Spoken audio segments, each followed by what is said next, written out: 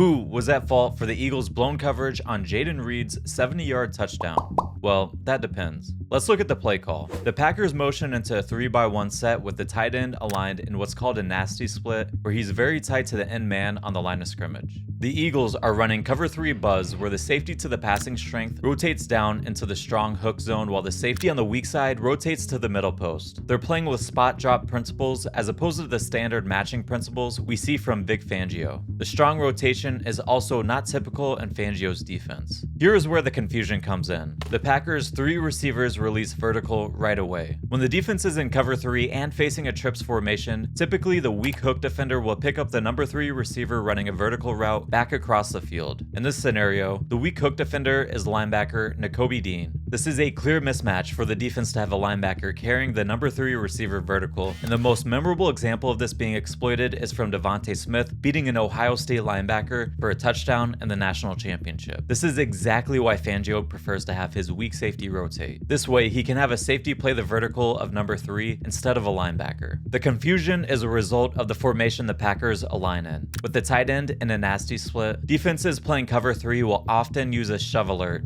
that is communicated pre-snap and then executed post-snap depending on the release from the tight end. If the tight end releases vertical right away, then the corner will gain depth with the tight end as he moves through his zone, and the weak hook defender is responsible for number 3 as he releases vertically across the field. But if the tight end doesn't release vertical, like we see here, then the corner will execute the shove alert and gain depth while looking for number 3 on the crossing route. The safety can play shaded more heavily towards the trip side of the field, and the weak hook player will match any shallow route coming back across, while the weak flat defender widens with any route to the flat. But we don't see either technique here. The shove alert either was made but not communicated and executed properly, or the call was never made and the weak hook defender just didn't carry number 3 vertical. So to answer the question, the only people who know who is at fault for the touchdown are in the Eagles building. Blown assignments littered the Eagles defensive film in week 1, but this is also a great example of why teams in week 1 aren't the same in week 18. Look for the Eagles to correct these mental errors as they adjust to a new coordinator.